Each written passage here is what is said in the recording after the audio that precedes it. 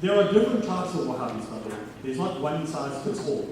You get Baptists, you get Southern Baptists, you get liberal Baptists, you get conservative Baptists, you get all different types of Baptists. And they will disagree with each other. Southern Baptists will not agree with them. They have different of opinions. But Baptists are basically, their core beliefs are the same. And Wahhabism or Salafism is the same. There are different extremes with it. You have those that are very liberal, very open-minded, very not conservative at all. And then you have the other side, which are very conservative, and everything is haram, everything is wrong. Nothing is permissible. So you get different types.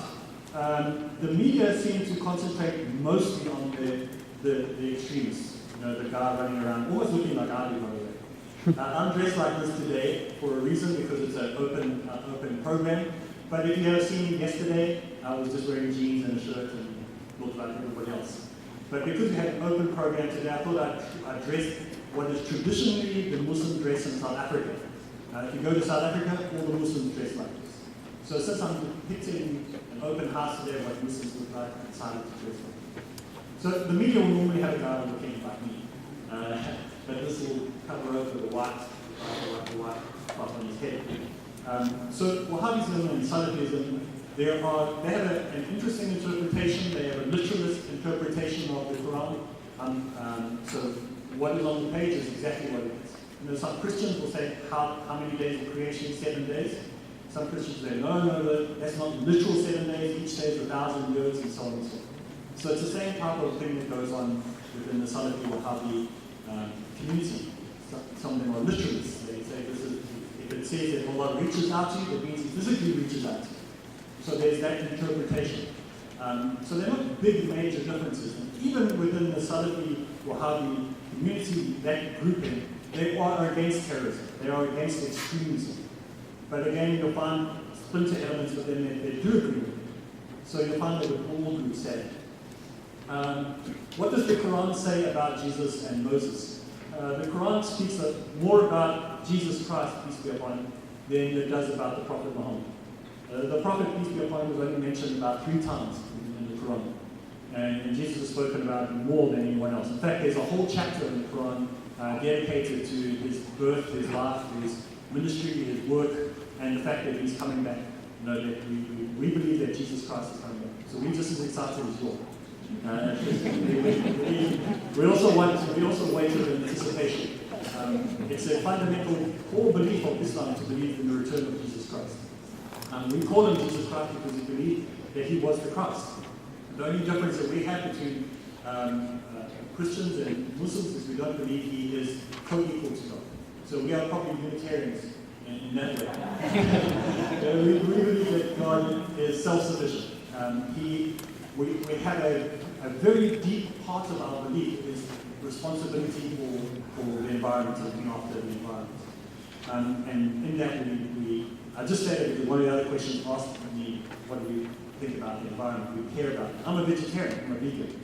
So you get Muslims that are vegetarian, vegan, tree huggers, that's me. So you get all different types. You have meat eaters today when we were having lunch together, we were talking about what cow they're going to eat, and the guys were talking about who's going to have what piece of the meat. So it's all diverse, alhamdulillah. All praises be to God. And then Moses is also very, very highly spoken about in Islam, as Abraham and all the other prophets. In fact, you have to believe in all the prophets. When you convert to Islam, you say there is no other God but God, and that the prophet Abraham is the messenger of God. That the prophet Moses is the messenger of God. The prophet Muhammad is the messenger of God. You have to accept all of them. Just by saying you only believe in the prophet Muhammad is not good enough. You have to accept all the prophets before that as well, all the teachers sent by God. Is there such a requirement in Islam for forgiving economic debt unconditionally? Well, no, because you owe that money, so you have to go back. So if you went to a Muslim and he gave you $1,000, you need to give that $1,000 back to him. He's going to unconditionally remove it. So you're still going to pay back in the real world. But he's not going to make you pay interest on that $1,000. He's going to charge you another $100 each week if you can pay it back. If you ask $1,000 from a Muslim, you only give him $1,000 back. This is why we don't have any interest, we don't get any interest. If we bank with Wells Fargo, for example, the money that we put in, we don't get any interest on it. So we say to them, listen, they say, do you want interest? We say no. So they say, what must we do with interest? Do it whatever you want to. We keep it. So all the banks love us. So that's how we deal with things. So yes, if you in debt, you need to pay it back, but there's no interest on that. And even if you owe that debt and you can't pay it back, it is the Muslim responsibility to make a plan to make it easy for you to pay it back. So if you owe $1,000 and you can only afford to pay back $5 a month, then he has to make that available to you. You can't come in and remove your house and take away your car and things like that. That's not behavior of the Muslim. You cannot make things difficult for people. And so one of the rights and responsibilities of Islam is protection of people's debts. There's a whole school of thought that teaches how to behave when somebody owes you. You can't just go break legs and take cats and dogs and things like that. You have to be responsible. I think that's all the time we have for Q&A. Afterwards, you're welcome to come and talk to the both of us and speak to the other. There's many other people here who can answer your questions as well. Thank you very much for giving us the time and the effort from me. I'm going to hand that over to Anise.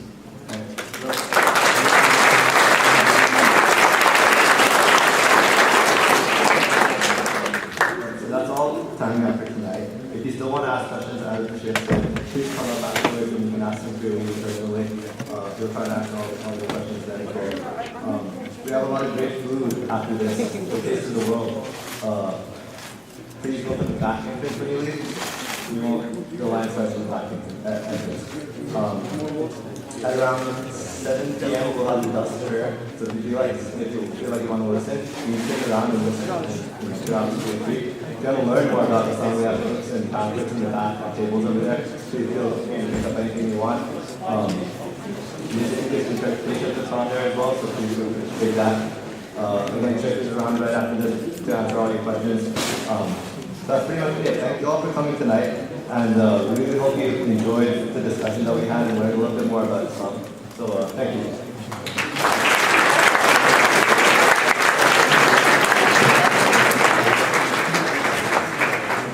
Just a quick announcement. We just want to let everybody know about an event coming up on April 11th, a event called the Hike for the Homeless Population. So the Bengal Area Homeless Shelter puts on an annual hike for the homeless to raise money for the homeless population around this town and around surrounding cities.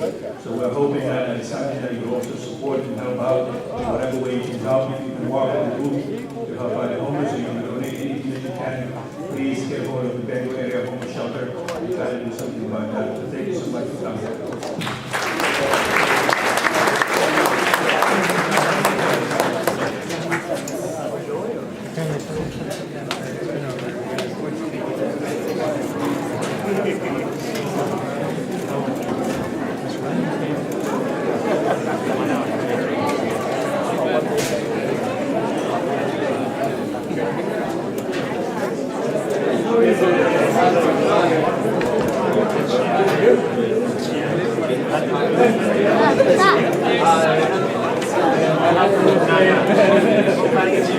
I'm just going